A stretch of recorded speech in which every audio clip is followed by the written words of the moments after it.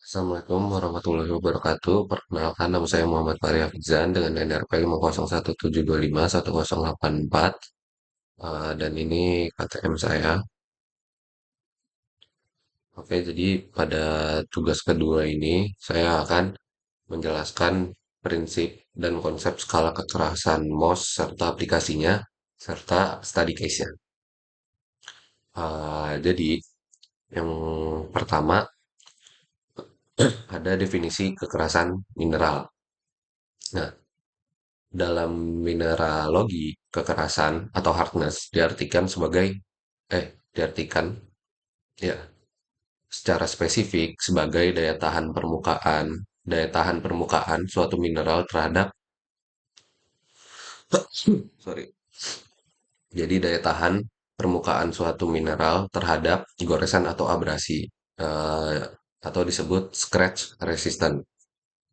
Kekerasan ini mencerminkan kekuatan ikatan kimia antara atom di dalam struktur kristal mineral tersebut. Nah, jadi semakin kuat ikatan atomnya, semakin sulit permukaan mineral tersebut untuk digores. Nah, selanjutnya ada sifat skala relatif.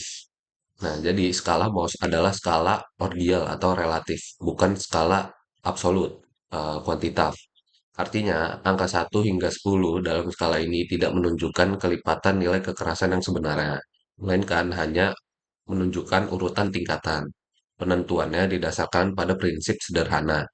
Misalnya, mineral yang lebih keras dapat menggores mineral yang lebih lunak di bawahnya. Jika jadi kayak jika mineral A dapat menggores mineral B, maka mineral A memiliki peringkat MOS yang lebih tinggi daripada mineral B.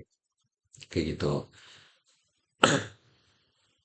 Nah, eh, selanjutnya ada urutan urutan 10 mineral referensi standar.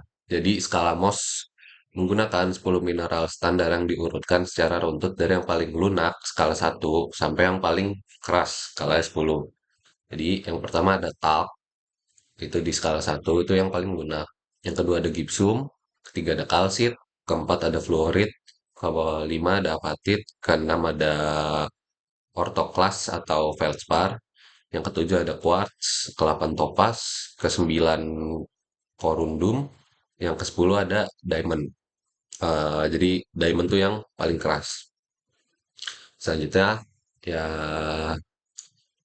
yang soal keempat, metode pengujian atau scratch test. Jadi prosedur standar untuk menguji kekerasan fisik di lapangan dilakukan dengan menggoreskan satu sampel mineral ke permukaan mineral lainnya. Nah, langkah pengujiannya, jadi goreskan sudut tajam dari mineral yang tidak diketahui identitasnya ke permukaan datar mineral referensi atau sebaliknya dengan tekanan yang cukup.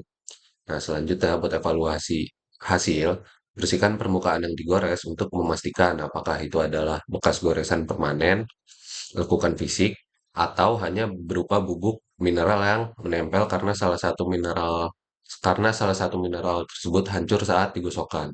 Jika terdapat parutan atau goresan permanen yang tidak dihapus, artinya mineral penggores lebih keras daripada yang digores. Nah, selanjutnya ke study case. Jadi yang study case pertama tentang yang kasus skala relatif versus absolut, sisi eksponensial ya.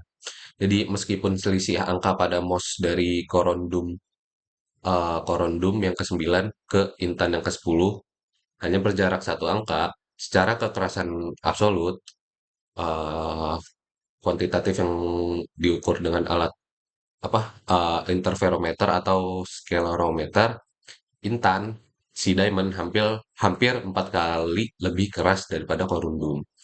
Nah, lompatan nilai kekerasan absolut antara angka 9 dan 10 ini jauh lebih besar dan eksponensial dibandingkan dengan total jarak kekerasan dari angka 1 hingga angka 9. Jadi 9 ke 10 ini lebih keras daripada 1 ke 9.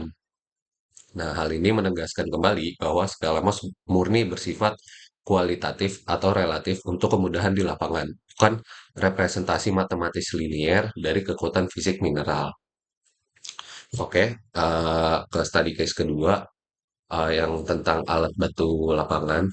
Jadi, ketika melakukan geologi lapangan, seringkali kayak kita nih nggak ngebawa satu kotak penuh berisi apa ya 10 mineral yang referensi standar MOS itu. Nah, sebagai gantinya, kita menggunakan benda sehari-hari yang sudah diketahui nilai estimasi kekerasannya secara kontan buat menguji mineral tak dikenal. Pertama ada kuku manusia, memiliki kekerasan sekitar kurang lebih dua setengah mos. Jadi jika mineral dapat digores dengan kuku, kekerasannya berarti di bawah dua setengah mos.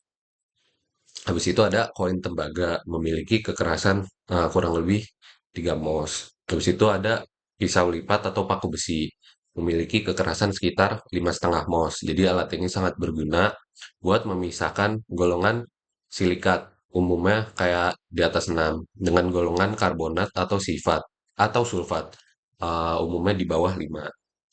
Nah, habis itu ada kikir baja atau pecahan kaca, memiliki kekerasan sekitar kurang lebih 6,5 mos. Jadi dengan memanfaatkan benda-benda tersebut, kita sebagai seorang biolog dapat memperkirakan tentang nilai kekerasan suatu mineral dengan cepat dan akurat di lapangan.